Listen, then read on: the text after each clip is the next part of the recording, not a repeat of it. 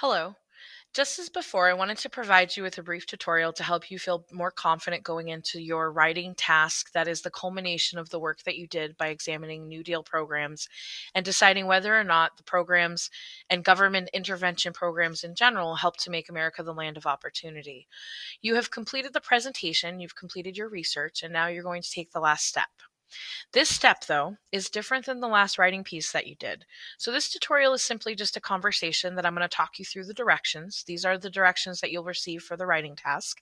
And I would encourage that you write down any notes or questions that you might have to help you feel more prepared for tomorrow. If there's anything that you need more clarification on, don't hesitate to email me just as I offered before. So for this letter, you're going to write a letter to President Roosevelt. And while President Roosevelt has passed away, we're still going to put it into the context that you are writing from present day. We are understanding that we're looking at New Deal programs that have transcended just the Great Depression era, and we're trying to determine if government intervention is necessary to help during disasters. And by looking at the New Deal programs, that's helped you kind of narrow in on an idea of whether or not you agree with a particular side. So during the Depression, many Americans would write letters to the president or they would write letters to their local newspapers, and they would express both admiration or frustration with the president's policies. And as I look through these primary source documents, and we've examined them in regards to the video clips we've watched and discussions we've had, I decided that a way to take a step forward was to actually take your response and your ideas and have you formulate a figurative letter to the president that will express your impassioned and emotional sentiment of the impact of the New Deal. Remember, with your propaganda, what you were supposed to do was to take a specific side and become emotionally passionate about why your side was correct. And we talked about in class, the idea of that is in a debate format. And when you're making an argument, it's really important that you not only think about logical fact, but you also think about ways to express emotion. And so by developing a propaganda, you really put another twist on rather what would have been a rather formal presentation. So when you write this letter, you're going to express that opinion in the in a context of writing. You're going to use some of the tricks that you learned from the outline that we did last week, but the difference is this time you're going to write in first person and you're going to make sure that you include some emotional sentiment. I can't stress that enough. You're going to say, "Dear President Roosevelt, I believe this." And you really need to take a stance and then use the facts and discussions that we had in class to enhance the argument you're trying to make. We're using a very formal part of debate, which is called pathos. And pathos means emotional sentiment. It's where you try to put stuff into emotional context by and using logic as a background to do that. So, your letter will be written in three parts. You will have an opening paragraph, a body section, however many paragraphs you need, and a closing section.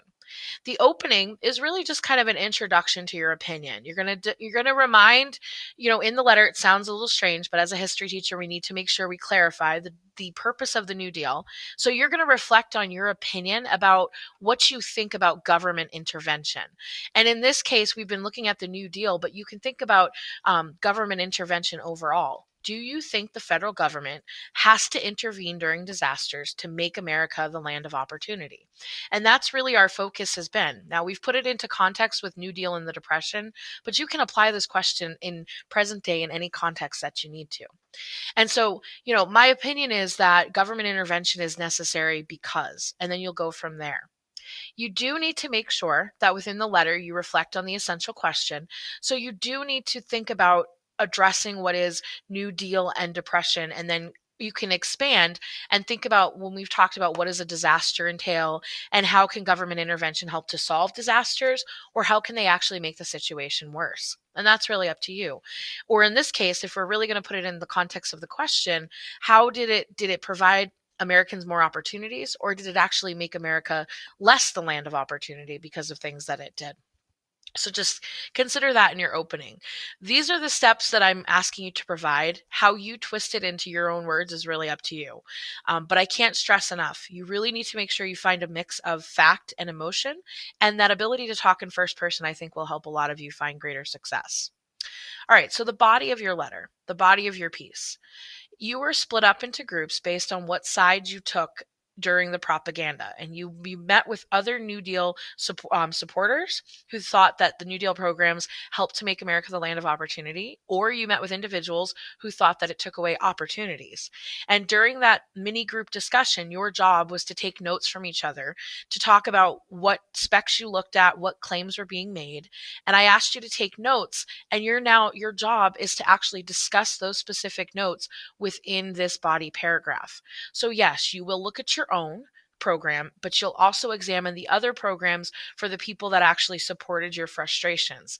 And you're going to use some of their facts and analysis to build this body paragraph. So the first thing you're going to do is you're going to talk to the president. One of the New Deal programs that you created was the Civilian Conservation Corps. And the intention of this was to do this.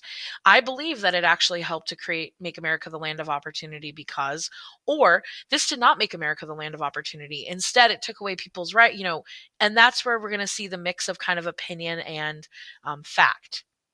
Remember to define the purpose of each program and to offer an analysis, but you are allowed to go beyond just the logic.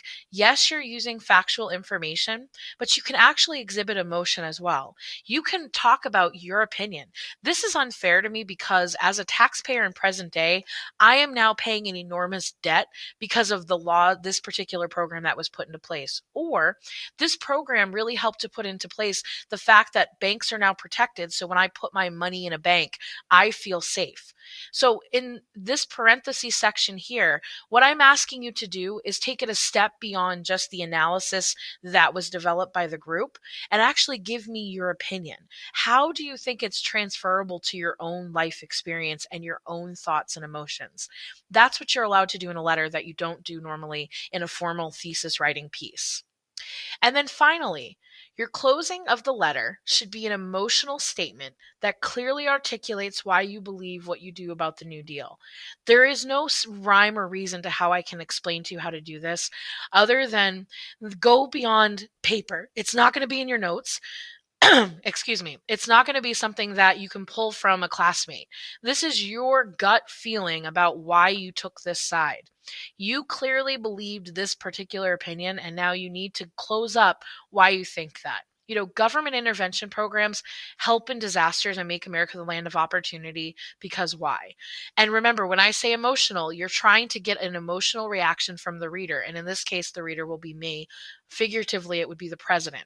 So you're trying to make the president see your side in the scope of what you're writing about. So keep that in context as you write this letter. I'm hoping these suggestions and more in depth discussion help you feel better prepared for this letter writing activity we're going to do tomorrow. This is taking the skills that you did from the outline that we started off in class and putting it into a new context. Remember what I told you. You will write in different variety of ways, but if you can keep the basic skills in mind of backing up claims that you make, you should be able to write in any venue or context as we move forward. If you have any questions, don't hesitate to email me. And like I said, these are the directions you will actually see in classroom tomorrow when you complete them. So this should not look unfamiliar. Feel free to bring in any notes that you have from the tutorial or any questions as well. All right, good luck on your letter and all the best.